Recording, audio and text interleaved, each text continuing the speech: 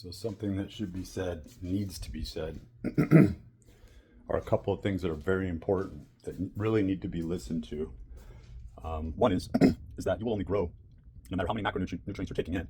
This leads into what I'm saying in the second subtext. But it is tied into this, and it ties into amino acids competing with one another, what drives orthomolecular science and nutrition. So listen really good, because this is a very important perspective to focus in on, and very true.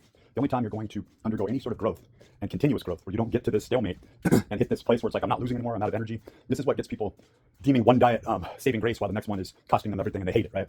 And there's not enough nutrients to support this rapid growth. I mean, when they get into, when I say they, when I'm talking about the RDA, nutritional scientists, sports nutrition scientists, the people who are actually doing the research in this, and I believe the most research is being done right now on the back burner through orthomolecular science and nutrition, because every bit of information that comes out of that is potentially pushing humanity, not only humanity, but all living life forms forward, just by understanding certain metabolic functional aspects to that living organism and what causes it to thrive. And so when you run out of nutrients, when you're just eating one or two specific foods, what do you think is going to happen? The same thing's going to happen with any macronutrient over and over and over again. And the second that you begin to take in the necessary nutrients that are missing, you're going to undergo that genesis of rapid cellular repair and growth. But if you've been deficient for 35, 40 years like I have in certain nutrients that you have to be honest with yourself and go, how often do you eat any of these foods? Then you go to the minimal scale and you begin to look at those foods, which I post up here regularly. Sometimes, to the point of banal or mundane boringness, where people are like, why is he going on about boron or, cobalt or other more micronutrient based but very required substances specifically for vitamin B interactions, and then getting into being able to regulate yourself with the production of gamma aminobutyric acid, or to allow a more anabolic or corticosteroid natural event to take place within us. It's prompted through nutrition, prompted through being exercised, to being rested, right? But that leads into the other area, is if there's not a surplus of calories, then how do you expect to grow? Where's it coming from, right? So people will cut back on their calories. They weren't taking in necessary nutrients. And this is the fatalistic aspect. I would say 80%, maybe even higher. I think I'm being gracious there, of most dieters. They're looking for a reason for their nutrition plan to fail so that they can bail out and do something else, thinking that the grass is always greener. Then they're standing on this sugar diet where the people who are purportedly having the best results are either on PEDs, or they're touting something where you're eating nothing but white rice, highly sugared, even processed foods that's devoid of nutrients. If you want to build up a sustainable, thriving metabolic function, you have to take in, as I'm drinking my coffee here, right? So I'll point out that there's contradictions with and in everybody, but I just had my beef liver, right? And I went without beef liver yesterday.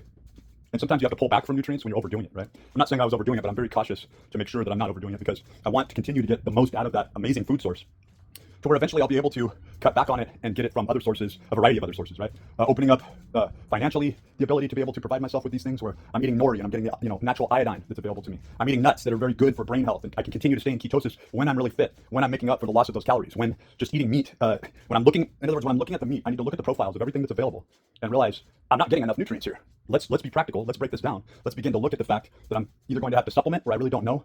Like iron supplementation, you can take all the iron you want. Same with low quality magnesium. You can take all the magnesium you want. It doesn't mean that your blood profiles are going to be any more elevated. This is prompted through exercise, but it's prompted through and by way of taking in certain foods that are already breaking those constituents down for you. And what I mean is like the Heme version of the iron that's found in beef liver. And I know I go on and on about it, but I've been doing it for roughly a month now, and it's just amazing. But you're going to have to realize, how long were you going on nutrient deficient? Well, your body, the reason you have gray hairs prematurely, the reason you might have hair loss, receding hairline, the reason that you might even have higher androgen levels, right, is the fact that your body begins to formulate a new course. It's saying, I don't have enough of this, so let's start creating this. And this is really akin to like secondary plant metabolites. It's our body's way of reacting, such as the fibroblast FGF21, that people don't really look into and realize that the only reason that's prompted is through this crisis emergency situation, and the rest of your body is going to react as well, right? And what is that reaction? It's inflammation.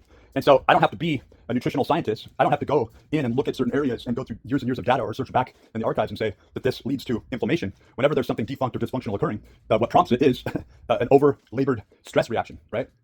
And I'm not saying that there isn't viability to this, but what I am saying is that look at the foods where you're getting the maximal amount of nutrients cost effectively, right? And that's the main thing, is that it's something you can sustain and do for a prolonged period of time. It is going to happen overnight, but it's going to happen overnight when you're comparing this to 30, 40, 50 years of being deficient in certain nutrients. You're going to see your metabolic functions restore, and it's going to take months, if not years, to come out of that. And once you've established that, then you will start to feel, like right now I've got some butter and some heavy cream in with my coffee.